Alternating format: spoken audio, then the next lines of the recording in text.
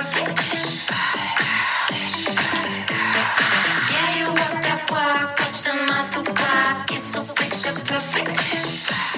Welcome back, everybody, to another episode of Bravo Tea with Stay at Home Mom. I'm Erica, and I'm ready to get into some Bravo Tea.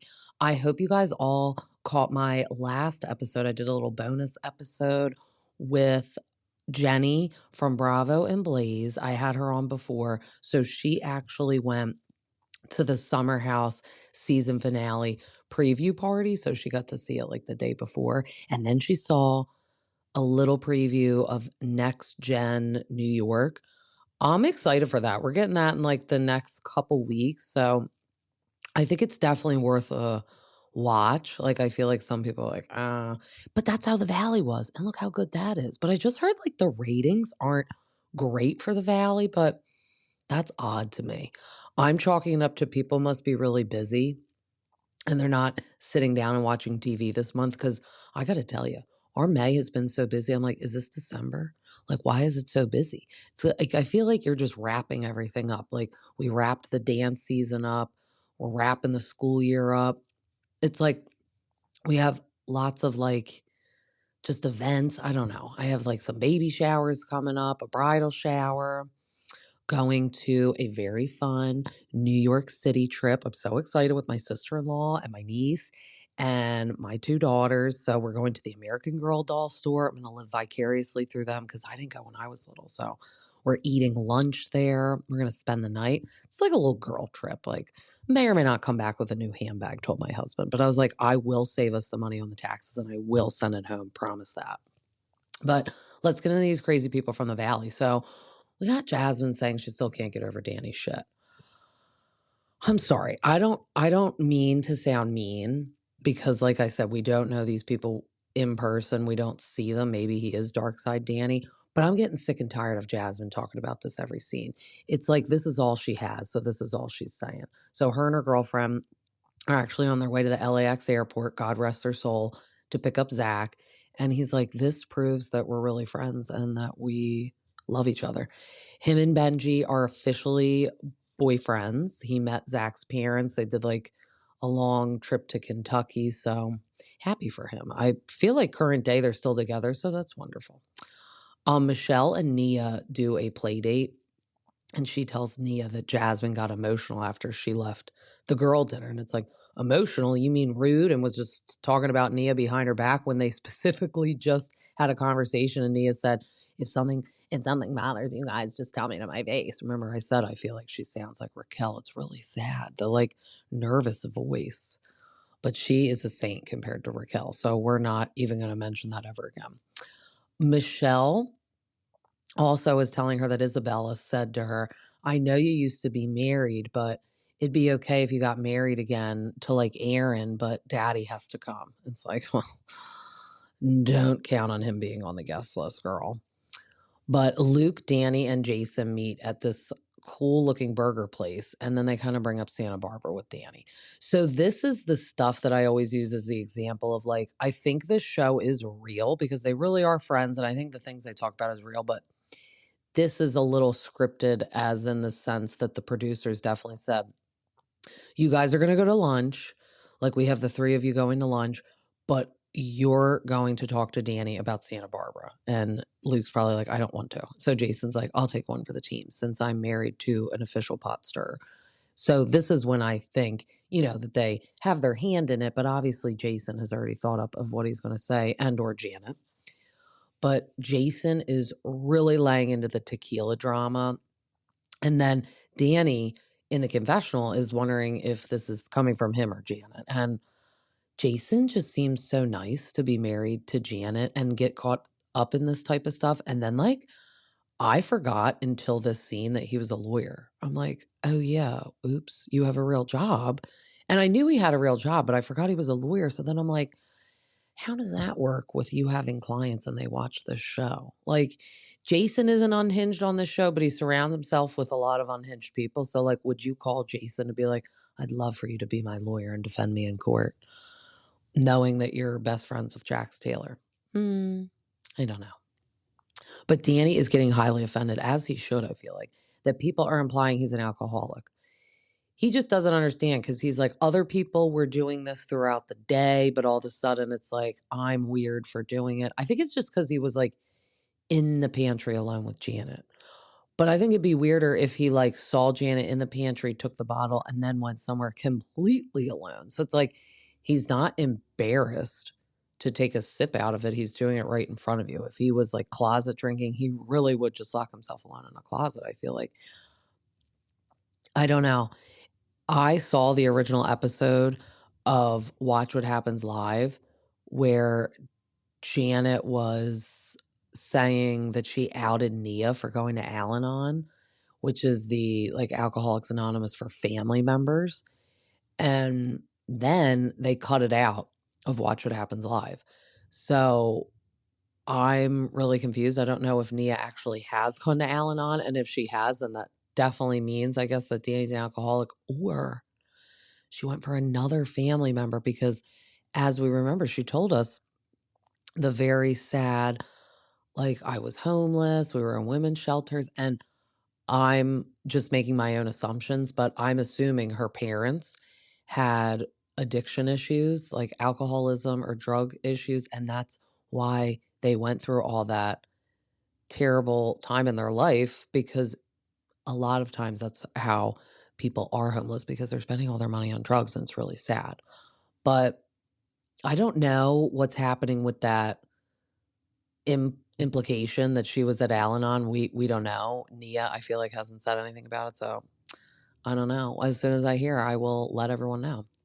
But Jax is recording himself in this bootleg rehab because I can't even get over how much he has his phone. I can't get over it. Like, I know you checked yourself in, but some rehabs don't let you have your phone, or at least at the beginning. Or they're like, all right, everyone can have their phone for like 20 minutes. He has his so long. I don't know how he's even doing therapy or whatever he's supposed to be doing there. And he's making all these like confessionals, and he's saying it's a special day because he gets to see Cruz.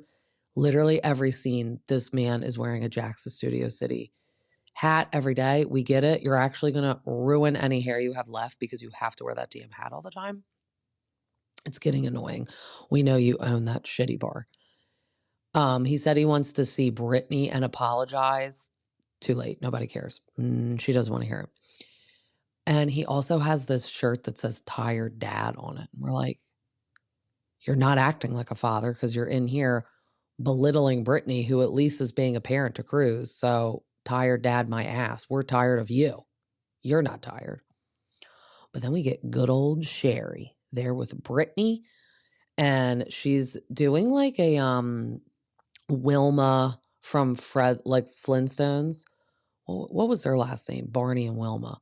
She has like a little dress get up on that kind of reminded me of Wilma. Love Sherry though. And she's helping Brittany set up for the shark party. So she's like, loves Shark Week. So she's going to do the shark theme party at her rental. The rental is actually super nice. It was just those awful red couches that Brittany has taken care of.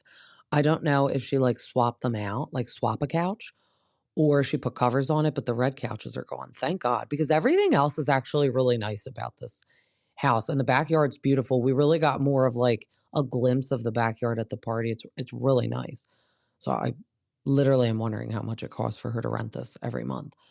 But then Luke and Kristen come over, and she says she's going to let Jack see Cruz, and she takes Cruz to the park, and then they like have a private talk. And then Sherry, good old Sherry's getting in there. She's like, I knew it didn't go well when she came back in. You were mad all over again.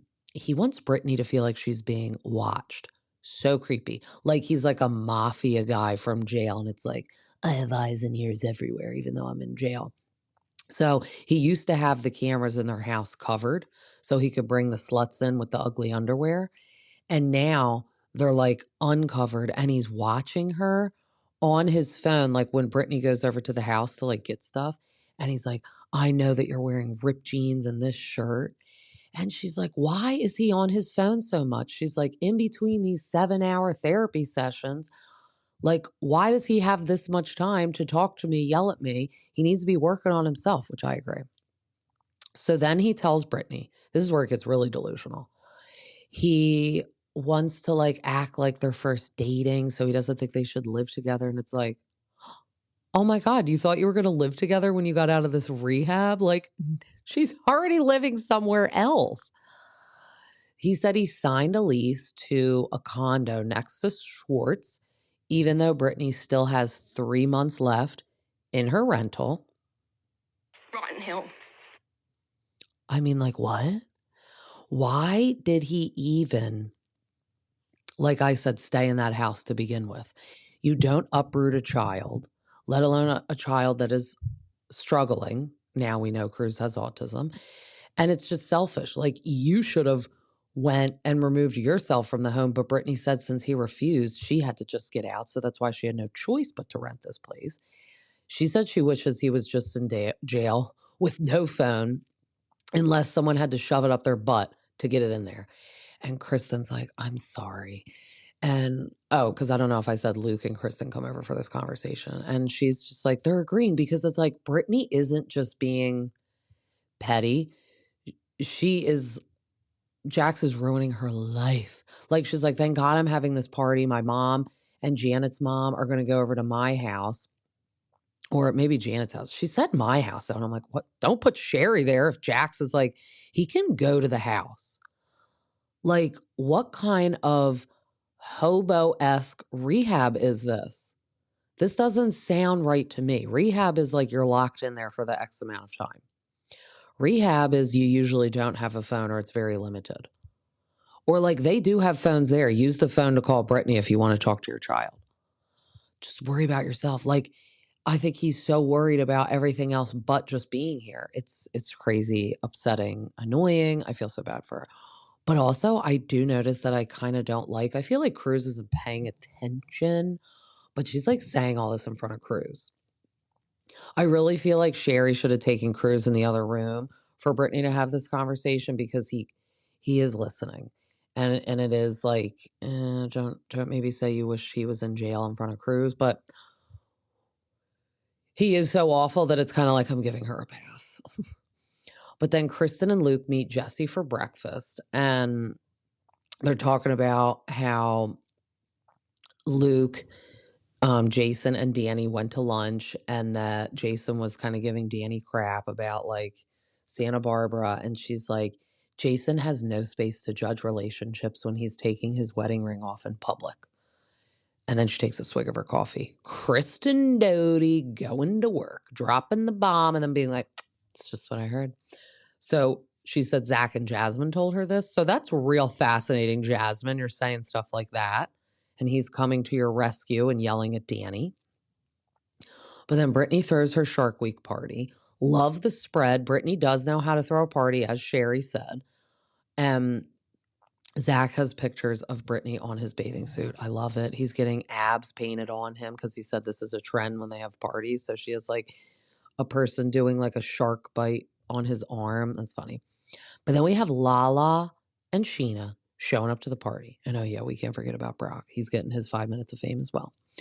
So Jason pulls Danny aside, says he feels really shitty how he came off at lunch, said he has just been beating himself up at home about it. Jason is too pure for this show. Jason and Nia, too pure for the show. There we have it. Nia said in her confessional, she almost feels like Janet made Jason come at Danny, and that makes her really question their friendship, because it's kind of like a sorcerer from like the tower, like, Jason, you're the one that's going to be at the lunch, do my dirty work, say this, say that, do this, do that. But Jason apologizes, Danny accepts. And I just really feel like Jason is just too nice for this backstabbing personality of Janet. And they're an odd pairing just because she likes to be like that.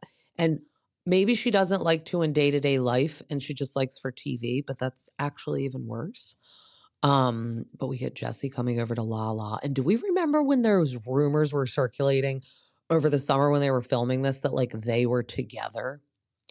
Lala must have planted that fake story for clout, because in no way, shape, or form would anybody get that idea from this conversation.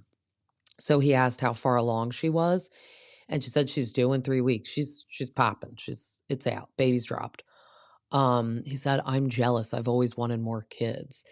And she got right to work. She said, how you talked to Michelle, how would you feel if Isabella came home, told you her ex called her a slut and a whore? You would probably have an axe showing up like at his house with a shotgun. And then he's like, yeah, it wasn't my finest moment. I had a moment of weakness. And then he says in his confessional, which I feel like he calculates everything he's going to say. He's like, when people are on a journey changing and working on themselves, you can have a slip up, and I just had a moment of weakness with his leg crossed. Just so he practiced that in front of the mirror. But that's why him and Lala could get along, because I think she rehearsed this in front of the mirror a little bit. But she's like, but you know what? You were mean to my friend. I don't care about you because you're a narcissist, and I'm done with this conversation, and walks away. I liked everything she said up until then. I was like, that's a little dramatic. Like, why are you storming off like you're Ariana and Tom Sandoval having a conversation? Just chill. Just chill a little bit. And of course, she was bobbing her head right there, right at the camera. It's almost like Lala was like, if I have a conversation with someone, I'll bring you in to make sure you're on camera. And then Scheana was like, same. And then of course Brock had to shout like, throw me a beer to like one of the bartenders. So he, was on TV. I don't know why we wasted 2 seconds of camera time filming that, but they all three got their moment on this episode. Nia did a shot with Brittany, and I was like, yes, girl, it was tequila. A good thing she didn't take it in a closet, because then Janet would be spreading a whole rumor. But Jesse runs up and rats to Jason that Kristen is going to bring something up, kind of blindside Jason, and he wants to warn him. And then Jason goes, why am I friends with these people? Like, what am I doing here? And it's like, it's true, Jason. What are you doing here? You're a lawyer. You got a baby. What are you doing here with these kooks? You seem to have a good head on your shoulders. But then Jason, Janet, Jasmine, Kristen, Luke sit down. And he's like, what is this rumor? And it's like, that you take your wedding ring off. And he's like, laughing. And he's like, oh, thank God this is what it is, because that's just a joke. And I know that it's definitely not true. Not that I really thought it was, because Jason doesn't seem like a scumbag that would do that. He's so calm and he's laughing about it. So that's how you know it's true. Like, remember when Teresa would flip out when Kim D, who now they're friends again, would say that Joe Giudice was cheating on her in jail? He absolutely, most certainly, probably was. And the fact that she would flip out over it means it's probably true, because we know he was talking to a lady in Napa. He wasn't talking to a worker. So I feel like when there's smoke, there's fire. But how Jason is handling this is so like, oh my God, is this the best you got? This is a joke. That's so far from the truth. So Jasmine started the rumor. So this is when Jason is getting irritated, because he basically got in a fight, lost sleep, starved himself, he said at home the other day, and he had to apologize and cry at this party, all because of something Jasmine kind of started like 2 years ago. That's kind of wild. Kristen she's basically conjuring all this up because she was mad at Janet for really coming after Nia and Danny, especially at that girl dinner. So this is like Kristen Doty going to work. Like, you can see her a little drunk, checked out right now, like sipping from her cup from that straw. And she's like, my plan is working. Everyone's mad. And she's like, do I care if Jason and Janet are mad at me? She's like, no. And it's like, good, I'm glad. Because we need you to stir the pot, Kristen. But then Brittany gathers some people around, and she tells some people about Jax renting the condo right next to Tom Schwartz, starting immediately. So that means he will not only be leaving her with her 3-month rental empty, because why would you live there when you now can go back in your house? But he will also be leaving her with her $14,000 a month mortgage to pay all by her lonesome. And potentially, if we thought he couldn't get any worse, this really checked the box. Rotten hell. I mean, who does this? You're supposed to go to rehab to get better, not to be like, oh, I want to be like a bachelor and now rent a condo. How about you take over Brittany's rental and she goes back to the house? And then we get one better. So she said she's going to go meet with a lawyer next week. Thank God. But side note, before we move on to the closing scene, I really have a feeling that Jax is going to be held a little more accountable, being responsible for that mortgage than he thinks he's going to be, because both their names are on it. So Brittany and Jasmine meet Schwartz at Jax's bar, and no one's there. Good. Even though I feel bad because I guess Brittany still gets proceeds from that place, like back then. Probably not now. But Jasmine puts gum on this picture of Jax and then sticks a napkin to it. It was so funny. But then they're sitting down and she just had to like let Schwartz see the light. So she's like, I just want to let you know, I know Jax is moving next to you. And he's like, not my doing. Poor Schwartz gets caught in the crossfire. Like first it was Scandival. Now it's this. He's like, I'm just an innocent bystander. Like Schwartz should just move at this point. I've already suggested he should be on Summerhouse because he is friends with them. And it just felt like right when he was there and visited them. So I'm team Schwartz just moved to New York. I could see him living there.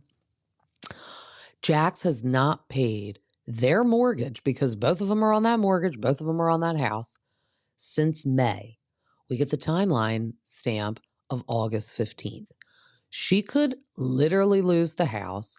Not only does this mean that, but does it mean she will be responsible and or have to, if she wants to keep the house, pay all of this money to like catch up to the mortgage and then finish paying her rental?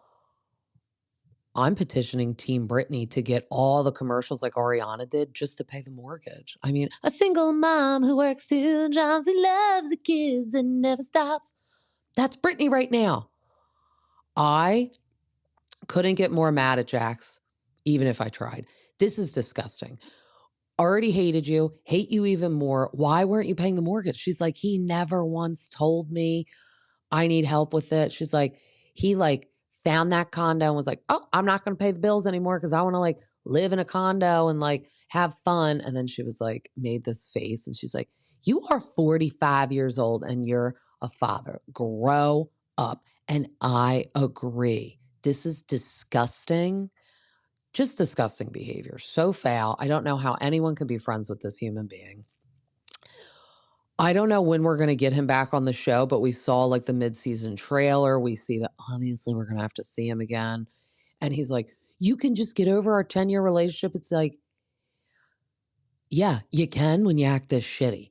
Like, it's not like you did one little thing or nothing really happened and she's just fallen out of love and you can't fathom why she's gotten over your 10-year relationship that quick. I would get over you in 5 seconds if you were doing all of this to me. And there's a child involved. Then they show like the playback, a little bit of him and Brittany, like her working at Hooters and then them getting engaged, them getting married. And then it cuts to like darkness of now. And it's just so sad. I feel so sad for Brittany. I feel just happy that we found out the other day she has like a boyfriend. I posted it on Instagram and it's a musician and she's seeing him and hopefully Jax won't scare him off because she deserves happiness. Jax honestly deserves Rotten Hill. And we'll close it out with that. And then we will recap Summerhouse. Need a last minute gift? Look no further than Acred Creative. Discover personalized gifts, distinctive decor, and must-have business essentials. Elevate your space or amplify your brand with their unique creations. Go to acredcreative.com and use my code BRAVOT10 to receive 10% off your order. That's ACRED creative.com and use my code BRAVOT10. And we're back with part 1 of the Summerhouse Reunion. And we only have 2 parts, so that's good. I feel like when they drag it out to 3 parts, it's just too much. I want to get down to business and not waste too much time. So it's slumber party vibes. And I love how much effort they put into the stage and everything. Like, I feel like this was probably the coolest themed party of the year, even though the Death to Summer one was pretty good. But this is just funny because it all always ties into like Paige and Cieara and Amanda like being bed bugs, never wanted to leave the bed. And I feel like it really was more Paige and Hannah that were like bed bugs and never wanted to leave the bed. But everyone comes out, everyone looks great. Everyone's in like pastels. Everyone really like stepped it up and looks good. And Lindsay looks great, having the baby, got that body back, and she's showing it off in front of Carl, like revenge body. But Andy dives right into the Craig and Paige breakup because Paige is HBIC, front row, center with Andy, as she should be, coming off the Giggly Squad tour. She's probably like the breadwinner of this whole group right now. Do we not all agree? I mean, I really would say she's probably the most successful one out of the clan. He said a lot of people don't believe that Craig had a ring, and you don't either. And I don't think the ring existed either at this point, because why are we not seeing photos? Why did he never text a soul a photo? So where's like Austin getting the text saying, oh, look, I just picked this ring out? Or like, why aren't you asking Cieara for input, or Hannah or Amanda? Like, no one ever saw this ring. No one went with you. No one helped you pick it out. It's getting a little shady, honestly. She said she decided to announce the breakup after giving him about a month grace period because he was acting single on vacations. And she's like, Andy, I don't think he would return this so-called ring with his new girlfriend in New York when he was here. And it's like, it's true. Never asked Paige's Italian father for the hand in marriage. And then you so-called have this ring for an entire year. That is so weird. I could see, like I said before, when we first found this information out, if you get the ring and you're like, okay, I'm just going to wait a couple months because we have this like romantic trip planned and blah, blah, blah, blah, blah. But the fact that he apparently had it for a year and then he actually let the relationship get worse before he gave the ring. Because I think if he would have given the ring sooner, like she actually would have said yes. And maybe thank God he waited, because I just don't understand why he waited so long and why you're not asking the dad. Why are you not asking Paige's dad? Like, put aside the like Italian thing. That's just a respect thing. Like, everyone asks the dad's hand in marriage. I thought that was really strange. And I really thought Craig would have been the type that would have asked and or knew that Paige's dad would have wanted him to ask. Do we also like all notice that Emerald is not even there and he's a full cast member? Literally not even gonna be there the whole entire time. They're treating him like a friend of, but he wasn't. He was a full-time cast member. And I think this is a big hint for what's to come next season, that he's just not even gonna be there. They get into the West and Cieara fallout, which I'm still sad over. They aired some footage from the first episode of Cieara and him talking when she kind of like went into him at that dinner, and then he got up and just like left for 20 minutes because he just doesn't talk. But then she's like, you always have something to say in the media, but not to my face. So I think he was so scared to face her and talk to her, but that's why it's rude and upsetting that he talked to the media and did all these like interviews, which made me not like him, because I thought when he came on the show, he was a cool guy and wasn't into that type of stuff. And then once he started loving all this clout and everything, it's like got to his head a little bit. And I feel like that was Jesse this year. So they took turns. But he said their relationship just ran its course. But like, what do you mean run its course? You just wanted other bitches to send you DMs? I really don't think it ran its course. I think you just saw opportunities you were missing by being tied down by her. But like, who cares if you tied down by her? She's great. And you don't feel tied down if you're with someone that is great. Like Jesse, if he really liked Lexi, he shouldn't have even cared about flirting with other people. Like that one episode when he said that to Craig. it's alarming that you're concerned about flirting with other people. So that means you don't like her that much. Like, of course, there's attractive people and other people around us every day, but that doesn't mean I want to now leave my husband just because some hot guy walked in when I'm eating dinner with like my friends or something, or him. It's signs that West and Jesse are not mature enough to have girlfriends. So they shouldn't lead these people on. And you don't shit where you eat. Maybe don't even hook up with people in the house if you don't see it panning out for being permanent. Because we all see what happened to Carl and Lindsay. But Cieara opens up about her mom getting remarried and how she's just had a difficult time always dealing with the multiple marriages that her mom has had. That made me really sad hearing that. I think Cieara just wants commitment and not to be in her mom's shoes, not to be mean, but it's just like, I'm sure looking ahead, she doesn't want to be married multiple times. She wants to be married once. And isn't that what we all want? And that's why I am glad that Paige said no to Craig. Because if you're not feeling it, don't say yes just because you've been together for 3 years and you feel bad that he has a ring or something. And I don't even know why Craig would want a sympathy engagement. Like, oh, you shouldn't have said no until you see the ring. Well, then what if you showed her the ring and she's like, oh, okay, never mind. Yes. You want that? No, I want someone to say yes right away.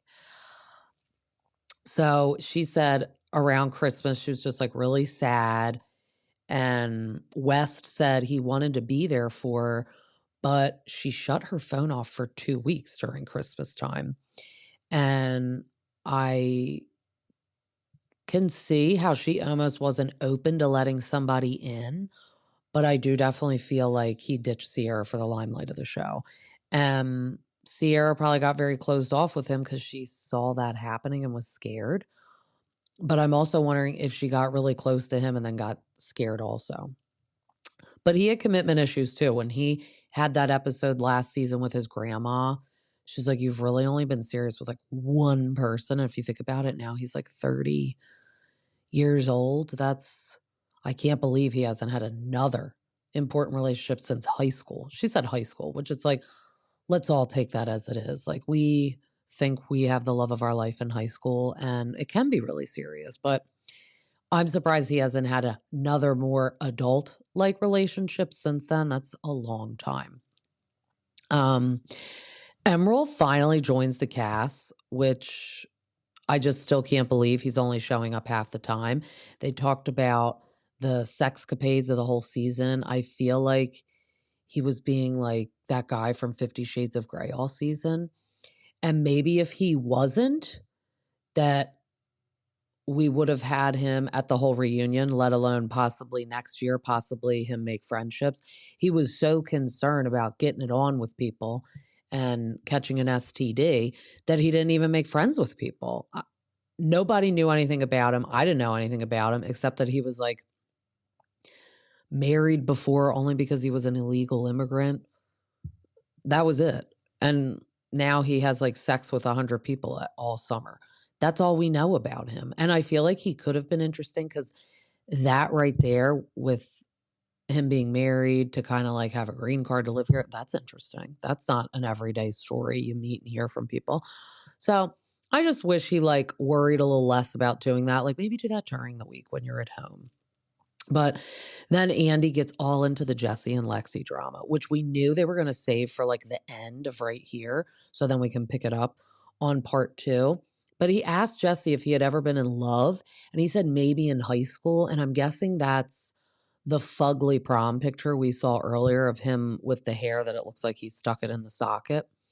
So he had said that like his girlfriend that was like the love of his life in high school, but then left him for his best friend. So it's like, okay, like that was it.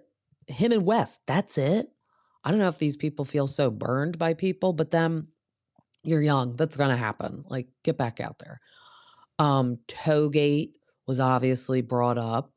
Lexi's sitting there like stone cold face killer Steve Austin, the wrestler, like just ready to just pounce. And everyone's wondering why Lexi doesn't find Toegate funny.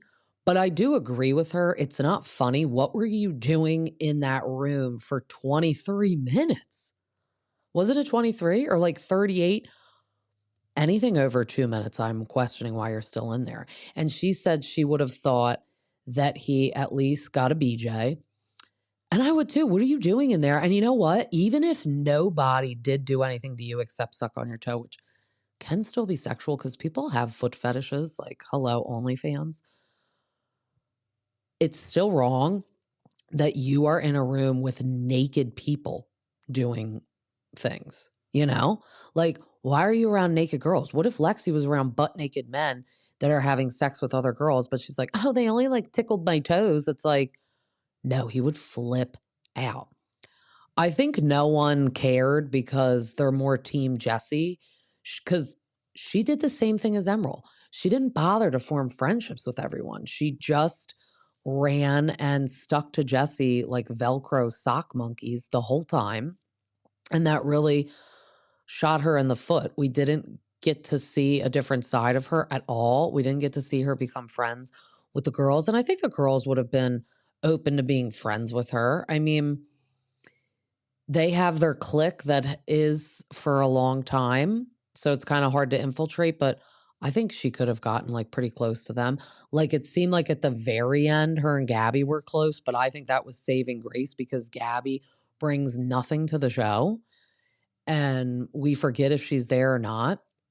So she saw Jessie and Lexi were having, the main focus the whole season. So she's like, I got to latch on to this at the end so I can save myself. I don't really know why she's on there anymore. If my prediction, it'd be Gabby, Emerald, and Lexi are not going to be there next year. But if I really had to predict, it's like Emerald and Gabby because maybe we'll leave Lexi because she did bring it. She did her duty. But I wonder if it'd be like weird to have her and Jessie. But this is actually Bravo's dream on the other hand, because we had Lindsay and Carl there who were literally supposed to get married and now she's pregnant and they're sharing the house. So throw Lexi and Jessie in there and let's see all the drama that would happen from that. But I also really don't want next season to be about Jessie and Lexi because I think we got enough of that this season. It's like enough already. As my husband said when we watch it, he's like, why is the whole season about this little girl and this guy with the goofy smile? And I'm like, true. I don't know how we got here, how it has turned into them the whole time. Like usually it's about Kyle and Amanda arguing and him crying and storming off all summer. So I guess it was a nice breakaway from that. But I also thought it was going to be more about Carl and Lindsay. And I feel like we're going to get more into that the second part of the reunion. And we're going to hear about Turner. They make it look like they're not together, but I'm pretty sure they are. Because he's like, how is Turner? And she's like, well, and then it like cuts away to like shocked faces. And then Andy goes, really? So as Bravo does, I think they're setting us up for us to assume the worst. Like, oh my God, now Lindsay's a single mom who works 2 jobs. According to Danielle, she can't have this job anymore, though. I wonder if we're going to get Danielle. I don't remember seeing her in the previews. That would be annoying and clingy if we got Danielle, because it's like, girl, we all know you were fired, and you're trying to rain on Lindsay's parade because, to be honest, no one cares that you left, Danielle, but we would all care if Lindsay left. But we'll get part 2 of that. For just some Bravo tea, I listened to Gia's Casual Chaos. Gia Giudice has a podcast, and she had Lexi, Dina's daughter, on from, Dina Manzo from Real Housewives of New Jersey. Very interesting episode, very sad episode. So she was really talking about how, current day Dina does not speak to Caroline, like any of the family, because it's very interesting. Dina and Caroline married brothers. So Caroline was already married to Albert Manzo.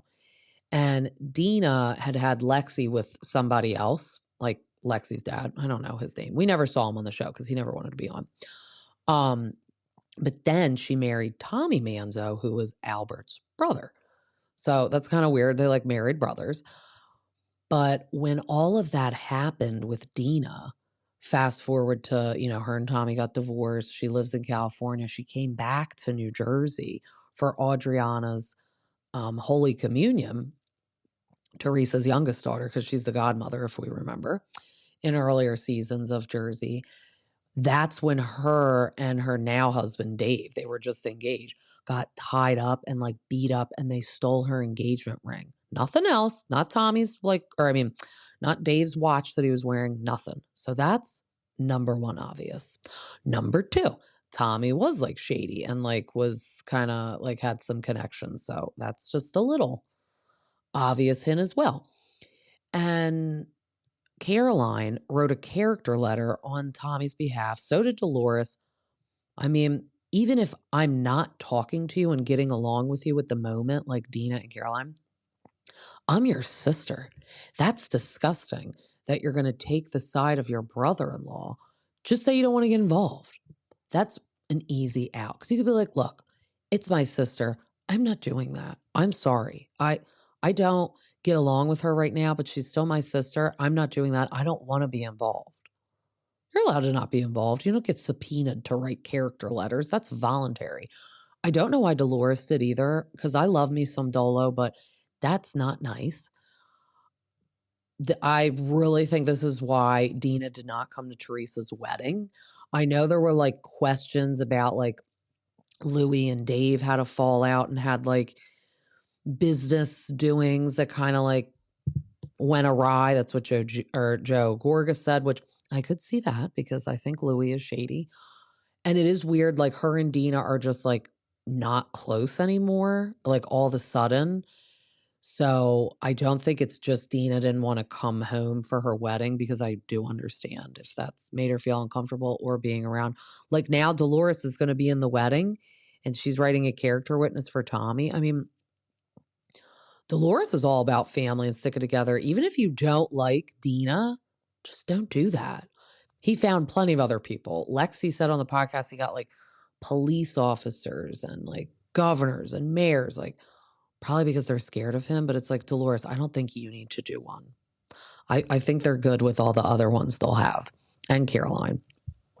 So then Lexi was saying that her and her mom had been like, thrown out of that house. Dina had to leave behind that amazing closet, if we all remember that. All the clothes and everything, like they weren't allowed to get anything, which is, I think that's wrong when people do that. Like, unless you murdered my whole family, take your stuff with you. I don't care. Or maybe if you cheated on me and had a full-fledged like affair in another family, then you're not getting your stuff either. It's actually burned in a fire pit. I can't believe he didn't let them have their stuff. Or Lexi. I mean, she's a child. It's not her fault that they're divorced now. And Dina never cheated on him. If anything, I think he had infidelity and she was sick of it. I don't remember the exact reasons, but it was just like, it's not working anymore. We're going our own separate ways. So he had a yard sale. I'm not exactly sure when the yard sale was, but it was like, I guess in more recent years, of like her stuff, I guess before he went to jail, or maybe he was in jail, because he's in jail now, because he did, thank God, finally get found guilty for all that stuff. So he's in jail for a long time. So I guess it's like people are doing the yard sale. And Lexi contacted Lauren Manzo and Albie and Chris. So those are Caroline's kids. And she's like, he's having a yard sale. I heard, like, can you go down and I need you to get down there and get my stuff. So Lauren was like, yeah, I'm sending my friends. And Lexi was hurt by that. And she's like, I wanted them to try harder. So I guess Lauren tried to go, but she was like asked to leave, because since this podcast has come out, Lauren has obviously had a rebuttal a little bit on social media. And then who did also? Ashley, who was Jacqueline's daughter, because Jacqueline and Chris don't talk to Caroline anymore, but Ashley still talks to them and is still close with them, which is nice. But she said, like, did a whole like Instagram reel. She's like, let me tell you something about my family, which is, obviously the famous quote that Caroline said. More taking their side. And I just really do feel bad for Lexi. It's like she has been completely shut out from her actual family. Like, Ashley is not blood related to them. That is Jacqueline's daughter she had before she married Chris. So Ashley's taken the side, and not even hearing Lexi out a little bit, in my opinion. Caroline is literally Lexi's full blood aunt. Like, that is her mom's sister. They lived there. She said, my Aunt Caroline was like another mom to me, because when my parents got divorced, we went to live there for years. Like Lauren was there when I was shaving my legs for the first time, driving me to people's houses. Like really sad that she feels she doesn't have her family. And then this travesty happens to her mom, and you're taking the side of the person that was then proven 100%. There's no guessing now that if it was him, like, no, it was Tommy, 100%. So it's like, do you feel terrible? You wrote the letter. That's the other thing. Write the letter. And then when he's found guilty, apologize for writing the letter. Be like, I can't believe that I got caught up in this. I feel really bad that I was wrong and blah, blah, blah, blah. None of that. None of that. And then, of course, you know, Gia's like, I know all about the family drama. So she said that since Joe and Teresa do not speak anymore, she was still always like reaching out to the cousins, like saying happy birthday or like maybe Merry Christmas and stuff. I don't know if they necessarily ever saw each other after this last like blow up, but she said they would like answer and be like, thanks, but then like not reciprocate. So I guess not wish her a happy birthday, or like maybe at first and then it stopped. And she's like, when it stopped, I was like, why am I doing it? Well, it's like you do have to remember a little bit, like your mom is calling their mom a whore. So I know it's not directly your fault, but they just, I guess, don't even want to talk to you. Like, would you talk to them if it was vice versa? They both did say they think if their families weren't on TV, maybe it would have never got this dark, because obviously Bravo pushed for the darkness and enjoyed and liked the darkness. Because she's like, if everyone was like just being happy and normal and boring, no one would care, which is true. But I also always do say, to a limit, I would still watch it, even if like everyone wasn't at each other's throat. Because season 1, I loved the Real Housewives of New Jersey. But see, we did have like the pawn. We had Danielle. Like no one really was invested or cared about Danielle. She was like alone. We're like, whatever. She's doing it to herself. So when they like kind of had the drama with her, we're like, okay, we need somebody like that, like again on the show. Like I don't want Teresa and Melissa to fight. I don't want families to be broken up and cousins not see each other. We just need like Danielle, as Jacqueline would always say, Danielle. We just need someone like her, like feed her to the dogs. We don't care. Or maybe like get Kim G, actually. Get Kim G up in there. So everyone could just be mean to her and no one will care. Or like honestly, at this point, Jennifer Aiden has burned herself so bad. Keep her on and we'll all just like gang up on her, honestly. No, I don't really want to watch her anymore. I really have a feeling with the Real Housewives of Rhode Island, it's just going to replace the Real Housewives of New Jersey, which is sad. It's sad. And I'm also wondering, like, what is Teresa going to do for money? Because you know what? Podcast is rough to listen to, girl. You're not a talker. It's not your thing. As I'm sitting here doing my podcast, and I've never been on TV, but some people just can't talk. Like she takes so long to spit one sentence out. And then even after she has spit that sentence out, she repeats the sentence over and over again. It's like, okay, we get it. Please stop. You've just said the same thing 5 times in different ways. Gia actually is really articulate when she speaks. Lexi was a great speaker too. So listening to them was great. I do listen to Gia's. I listened when Teresa was on and I'm like, this is a little rough to listen to. And I'm sure it doesn't help that Melissa has a podcast and I do listen to that because she actually is a good talker. I think they're going to live off of selling the sprinkle cookies and the sprinkle cookie coffee cake now. So if they don't get Real Housewives of New Jersey back in their lives, they'll be fine. What I also could see them doing is like a home remodeling type thing, because I could just see them doing that. But I did forget. It popped up on my Instagram the other day and I was like, oh my God, I forgot. When Joe Gorga got in trouble kind of for posting pictures that were like not his before and after pictures of house flipping and renovating. And I'm like, wait, if you really do that, just post the real pictures. That's why I will say I'm confused till this day if you have like a company that does this, why do you never call it out like on the show, on your social media? Like, what is your company called? Like, advertise yourself. I'm confused. Like, he's never been like, oh, it's Gorga Construction and here's my trucks with the logo. His work truck doesn't have a logo or a phone number on it. Now, if you do this, wouldn't you roll around with your logo and number on it? It's like if you own a roofing company, you would have it like plastered on your work truck. So when you're driving around, you're just a walking advertisement. Very confusing, very odd. That's why I go back and forth. I am almost split completely down the middle with the Teresa Joe drama. I think they both like have shady things. I don't understand either of them sometimes. I think the show definitely made it bad. Gia said when she talked to Lexi, if her uncle would have just come to her mom and been like, I really would like to be on this show. She's like, my mom 100% would have been like, all right, come on, we'll do it together. We'll build an empire. I don't really think so. I think she would have been mad if they came on the show, whether they asked her or didn't ask her. I think she just didn't want them on the show. I think a little part because she saw how it rips apart the family because the Manzos were already on TV together. But I think also because she didn't want to like share the stardom with them. That she wanted that to herself. She wanted that to be her thing, which is fine. There's nothing wrong with that. I get it. It's like, no, this is my thing. Please don't like take it away from me.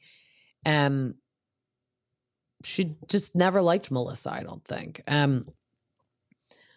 I don't know why, because okay, maybe Joe never liked Joe Giudice. You don't have to be married to these people. As long as they're treating your sibling right, you don't have to be best friends with them. Like, I luck out because I'm really close to my sister-in-law, but if Teresa like hanging out with Melissa isn't her jam, then just leave it be. But like her always trying to cause like a divorce between them, being like, oh, I heard she cheated on you. It's like, okay, well, we heard that Joe Giudice cheated on you. Like, should I feed into it and believe it? It's just sad because the damage is permanently done. I mean, they have no family. And Melissa said that on her last podcast when she had Joe on. She's like, your family's just weird. Like, your dad did this with his sister, and like, none of you talk to each other. Like, it's just weird. And she has a huge family, and everyone talks to each other. And thank God Joe has that. Thank God, we will say. In other news, I listened to Brittany on Lala's podcast, and that was interesting. She was really getting into all of that. I also watched the after show for the Valley, and she said that her mortgage used to be $8,000 a month, but since Jax just didn't pay taxes for like a whole entire year, the mortgage went to $14,000 a month. No, and now she has to pay it. Thank God she has a lawyer because I hope that gets settled and figured out for her because that is not right. They are on that mortgage together and he did that. He needs to be held accountable and responsible for that because $14,000 a month is just absurd and too much for her to pay. But she doesn't want to move out of that house. That's their house. So she's just working hard. I hope she gets a Jenny Craig thing again because she said she made a lot of money from that. She's doing little commercials, like I said before. I hope she gets all the Ariana money, and even more so because I love that for Ariana, but like Brittany has a child. So like we need her to make that money, honey. Keep that roof over their head. But yeah, she was just talking to Lala about how this season was just really difficult to film. And then she was talking more about Cruz's autism and how much she like helps him. Another interesting thing, she said she put in documents that her and Jax both had to sign that they can't introduce Cruz to a significant other for 6 months. Thank God she put that in there for purposes of him because he would have had these hoes with that ugly underwear meeting this child all the time. The Valley is so good though. So I am planning something up my sleeve for everyone that's in the area. I'm going to do a watch party for the last episode of The Valley. I need to figure out when it is though, or like guess. Or I'm going to try to reach out to like some people that have more inside scoop than me. Like I need to just know how many episodes. Last year there was like 14 episodes. We're on about episode 7, I'd say, or 8. I think.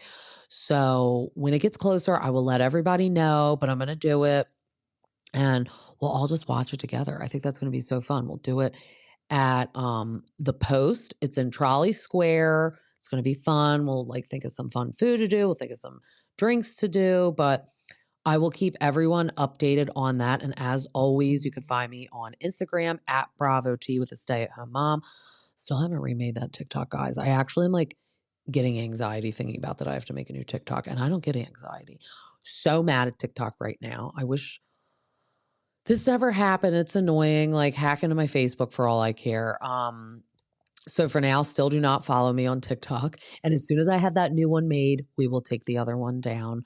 But I hope everyone has a good weekend. And I'm actually currently in New York City with my sister-in-law, niece, and 2 daughters as you guys are listening to this. So I will, on the next episode, let you know all the fun we had and if we spot anybody that was on Summerhouse.